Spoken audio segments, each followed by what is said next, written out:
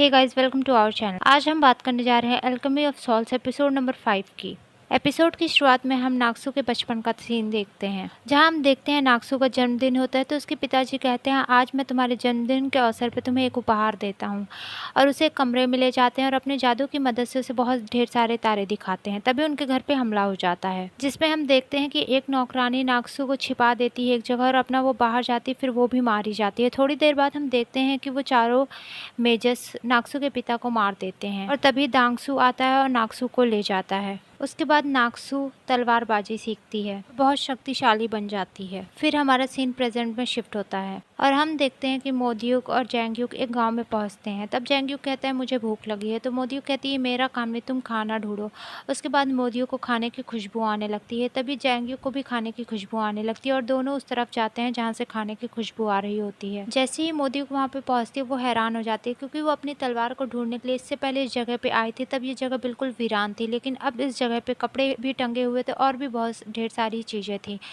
और जैंगयुक अंदर जाके देखता है तो कहता है ये जगह तो बहुत अच्छी रहने लायक है, लेकिन कोई दिख नहीं रहा होता है। तभी हमें एक कुत्ता दिखाई पड़ता है, जिसे एक रात पहले ही एक आदमी ने उसमें एक आत्मा डाल के जीवित किया था। वो कुत्ता मोदियुक को देख के बहुत भौंकने लगता है। तभी जैंगयुक आ जाता है और वो कुत्ता समझ जाता है कि मोदियुक के अंदर कोई आत्मा है, और वो कुत्ता जैंगयुक को देख के भी खूब ज़्यादा भौंकने लगता है, क्योंकि उस कुत्ते को याद आ जाता है कि एक रात पहले इसी ने मेरी मूर्ति को तोड़ा था। और फिर वो कुत्ता थोड़ी देर में शांत हो जाता है। उसके बाद जैंगयुक वहीं रहने का फैसला करता है। फिर सीन शिफ्ट होता है और इधर हम देखते हैं कि जिन्यू महाराज से कहता है कि आज वो 12 के 12 मास्टर मीटिंग करने वाले हैं, वो भी उस जैंगयुक के लिए। तो क्राउन प्रिंस कहता है मुझे उन मास्टरों से कोई फर्क नहीं पड़ता, मुझे सिर्फ जैंगयुक चाहिए। तो महाराज कहते हैं हमें और सोच लेना चाहिए, अगर हमने कोई गलती की तो हमारे मेगस के साथ रिश्ते खराब हो सकते हैं। इधर हम देखते हैं कि पाक जिन उन 12 मास्टरों से मीटिंग करता है, और इधर हम देखते हैं कि जैंगयुक जब नहा के आता है तो मोदियुक सो चुकी होती है। तब वो देखता है कि इतना भारी बक्सा ये लड़की कैसे उठा के यहाँ ला सकती है। उसके बाद फिर जैंगयुक भी सो जाता है।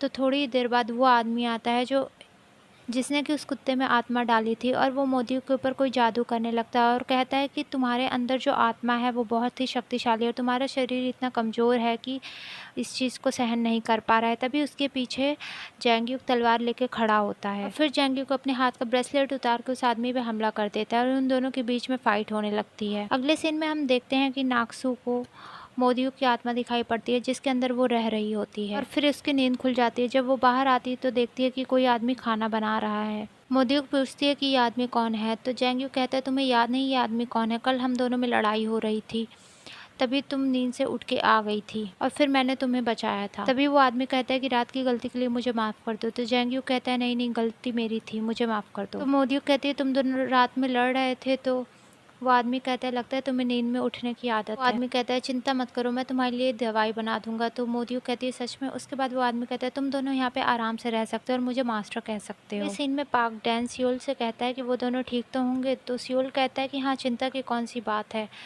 वो अपने ही गांव तो लेके गई है उसे। तो पाक डैन कहता है मोदियुक ठीक कैसे हो सकती है, वो तो तुमसे प्यार करती है। तभी वहाँ पे जियोल आ जाती है और कहती है मैंने सुना है मास्टर जैंगयुक भाग गए हैं, और कहती है वो दांग्यू शहर में गए हैं ना। तो सियोल कहता है वो सच में दांग्यू शहर में गए हैं। जियोल के जाने के बाद पाक डैन कहता है ये तो वही जगह है ना जहाँ पे तुम्हें चोट लगी थी। तो सियोल कहता है हाँ, लेकिन मैं उस जगह को याद नहीं करना चाहता, वहाँ की सारी यादें मैं भुला चुका हूँ। उसके बाद हम देखते हैं कि जैंगयुक और मोदियुक दोनों उस मास्टर को देखे जा रहे थे। वो मास्टर एक हाथ से लकड़ियों को काट देता है और आग पे भी इतना अच्छा कंट्रोल कर लेता है। तो मोदियुक सोचती है कि जरूर ये यूसु होगा, उसी के पास इतनी ज़्यादा ताकत है, और फिर वो मास्टर उन गीले कपड़ों को अपनी शक्तियों से सुखा देता है। तो मोदियुक कहती है जरूर मास्टर यूसु है। तब मोदियुक और जैंगयुक को पता चलता है कि ये मास्टर बहुत ही ज़्यादा शक्तिशाली है और इसके पास हर तरह की दवाई और इलाज है हर चीज़ का। तभी हमें पाक जिन को दिखाया जाता है जो कि एक कमरे में था। तभी हमें एक फ्लैशबैक भी दिखाया जाता है जिसमें जैंग कैंग ने कहा था कि 1 अप्रैल को तारों के नीचे जिस बच्चे का जन्म हुआ है उसके जन्म का रहस्य किसी को नहीं पता चलना चाहिए। और तभी वहाँ पे जिमियो आ जाता है। वो कहता है कि तुम इस जैंगवांग के रिकॉर्ड को क्यों देख रहे हो। तो पाक जिन कहता है जिस दिन दोहा की मौत हुई थी उसी दिन जैंगयुक का जन्म हुआ था। पाक जिन कहता है मैं तो यहाँ छानबीन करने आया था, क्या तुमने यहाँ पे कुछ छिपा रखा है। तो जिमियो कहता है नहीं, तुम जब चाहे यहाँ पे आ सकते हो। पाक जिन सबको अंदर बुलाता है। सियोल और पाक डैन भी वहीं थे, और पाक जिन कहता है कि इस जगह की चेकिंग करो। तभी वहाँ पे उस जगह की तलाशी शुरू हो जाती है, लेकिन किसी को वहाँ पे कुछ भी नहीं मिलता है। तो जिमियो कहता है उस आदमी की बॉडी को फेंक दो जिसकी आत्मा को उसके मास्टर ने ले लिया था। तो पाक जिन जिमियो से कहता है मैं तुम्हारे सीक्रेट रूम की तलाशी लेना चाहता हूँ, तो जिमियो मान जाता है। तो पाक जिन उस कमरे में जाके देखता है, लेकिन वहाँ पे उसे कुछ नहीं मिलता क्योंकि उस बॉडी को जिमियो का सेवक बाहर लेके जा रहा था। तो सियोल और पाक डैन उसकी बग्गी को जाते हुए देख लेते हैं और उसका पीछा करते हैं, बीच में लड़ाई करते हैं, लेकिन उसके बाद भी वो लोग नहीं रोक पाते हैं और वो बग्गी लेके भाग जाता है। फिर आगे जाके वो लोग देखते हैं तो वो बग्गी उन लोगों को खाली मिलती है। जब सियोल उस बग्गी के अंदर देखता है तो उसे उसके शहर की चाबी मिलती है। तभी वहाँ पे पाक डैंग आ जाता है और वो कहता है मतलब कि ये जो भी आदमी है ये हमारे ही शहर का है। और वो बॉडी वहीं पे तालाब में गिरी होती है जिस पे उन दोनों की नज़र ही नहीं जाती।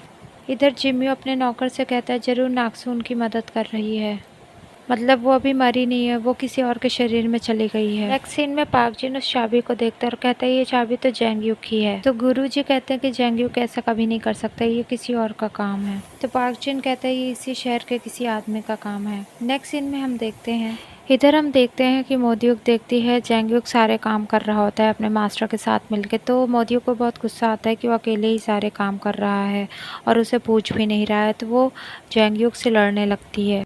तो मोदियुक पूछती है तुम ये क्या कर रहे हो। तो जेंग्यूक उसे अपनी बनाई हुई सब्जियां देते हैं। तो मोदियुक उसे उठा के फेंक देती है। और इधर हम देखते हैं जो एक रात पहले लाश फेंकी गई थी नदी में, वो पानी में बह करके शहर की तरफ आ जाती है। इधर जिन चोई की माँ किम दोजो से मिलने आती है और कहती है कि जिन चोई की शादी जेंग्यूक से कराना चाहती हूँ।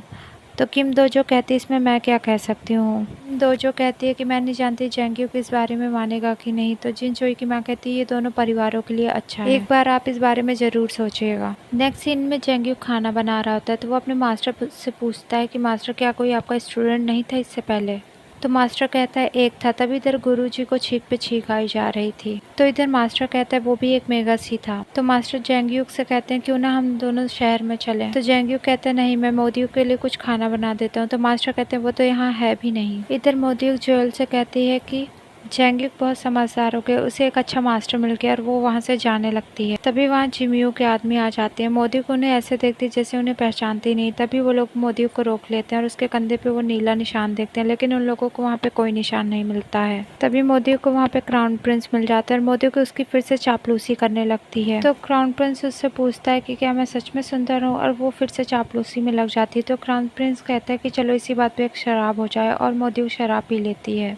इधर मास्टर और जेंग्यूक शहर की तरफ आए हुए होते हैं कि लोग बात कर रहे होते हैं कि किसी का शरीर नदी में पड़ा है। तो वो लोग भी उसे देखने जाते हैं। वो लोग देखते हैं कि वो शरीर बिल्कुल पत्थर में बदल चुका है। फिर इधर जेंग्यूक आता है और जोएल से पूछता है कि मोदियुक कहाँ है। तो जोएल बताती है कि वो तो शराब पी रही थी। फिर जेंग्यूक मोदियुक को देखने जाता है, वो बहुत ज्यादा नशे में थी। उसके बाद वो उसे अपने साथ ले जाता है। इधर हम देखते हैं कि सियोल भी दांग्यू शहर में आ गया था। वो एक पत्थर के पास खड़ा था और तभी उसे एक फ्लैशबैक याद आता है जब वो छोटा था, नाक्सू भी छोटी थी। वो वहाँ पे प्रैक्टिस करने आया करता था।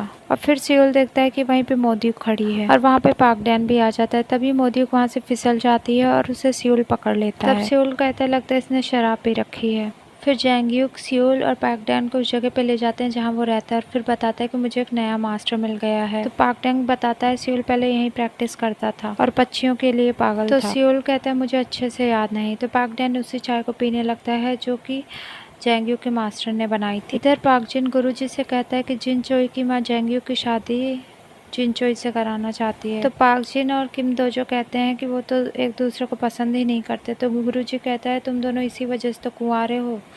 तभी पाक जिन का सेवक आता है और गुरुजी से कहता है आपसे कोई मिलने आया। तो तभी गुरुजी बाहर जाते हैं और वो वहाँ पे उनके मास्टर आए होते हैं। तो गुरुजी नीचे झुक के कहते हैं मास्टर आप। तब हमें पता चलता है कि जेंग्यूक के मास्टर ही गुरुजी के मास्टर हैं। नेक्स्ट सीन में हम देखते हैं कि एक पेड़ को देख के मोदियुक बताती है कि जब मैं नाक्सू हुआ करती थी इस पेड़ पे सबसे ऊपर वाली टहनी पे जाके बैठती थी, वहाँ से चांद बहुत सुंदर दिखता है। तो जेंग्यूक कहता है जब मैं बहुत शक्तिशाली हो जाऊंगा तब मैं तुम्हें वहाँ पे लेके चलूंगा। और ये एपिसोड यहीं पे एंड हो जाता है। अगर आप हमारे चैनल पे नए हैं तो प्लीज़ लाइक करें, शेयर करें, सब्सक्राइब करें। Thanks for watching.